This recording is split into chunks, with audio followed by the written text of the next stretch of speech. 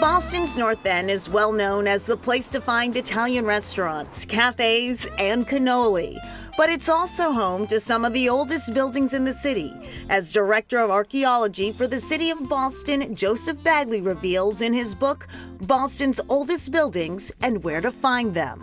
Nobody had done it. So that was kind of the fundamental goal of the book, was to see what are the oldest buildings in Boston. And through that, I wanted to tell an interesting story about each one.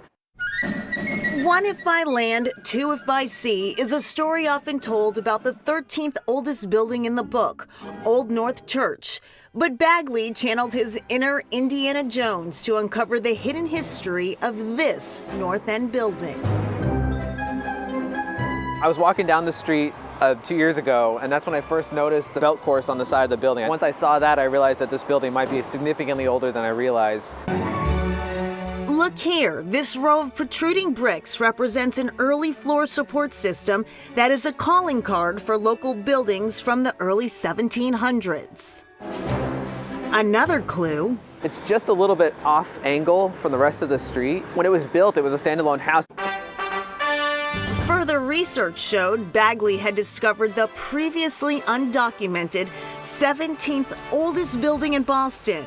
And not just any building. It's one of potentially two spots where Paul Revere may have been born. Many of these structures are associated with the powerful, often white men who own them. But for Bagley, the stories don't end there. Who else was in these buildings that maybe if this book was written 100 years ago wouldn't have even been mentioned? Bagley researched the women, immigrants, and enslaved people living in these structures for the book. Boston definitely is known for its abolitionist history, and it deserves that credit. But as much as it was the first state to ban slavery, it was the first state to make it legal. And it's a story that has been undertold and sometimes never even explored on some of these buildings. One place it has been explored is here, the 19th oldest building in Bagley's book. My name is Susie Buchanan. I'm the executive director here at the Shirley Eustace House in Roxbury.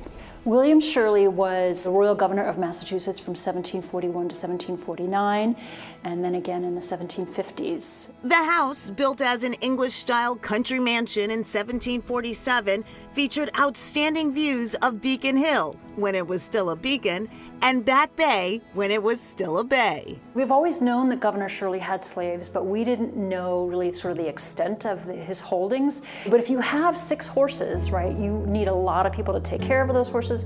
And that's not to mention the people within the house that would have been enslaved. And then in addition, the people that would have worked in the landscape as well.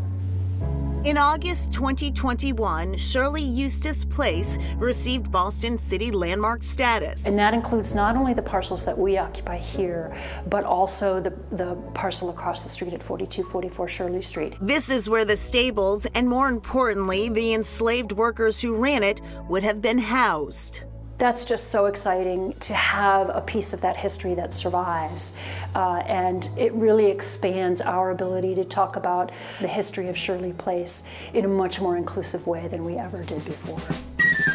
People looking to connect with the history of the 54th Regiment, Massachusetts' first black military unit, often head to this renowned and recently renovated monument on Beacon Hill.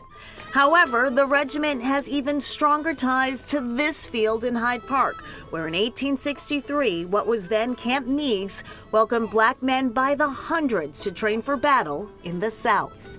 The black volunteers in Massachusetts, there weren't enough to fill out the regiment completely, so black volunteers came from all the northern states, and some even from across the border in Canada. Joe Zellner belongs to the 54th Massachusetts Voluntary Regiment Company A.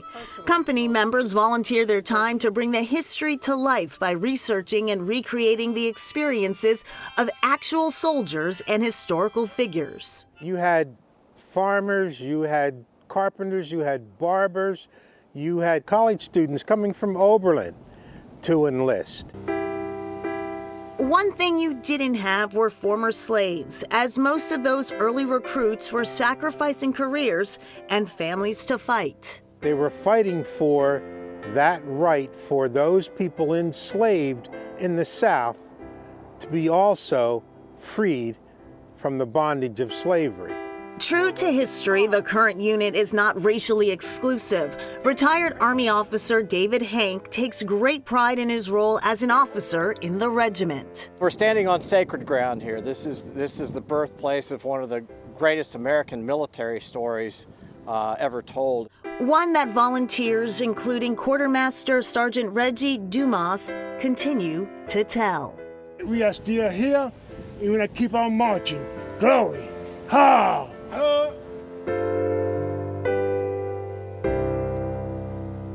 And back to the 54th Regiment Memorial on Boston Common. The restoration project is now complete. A rededication ceremony is being planned for the spring.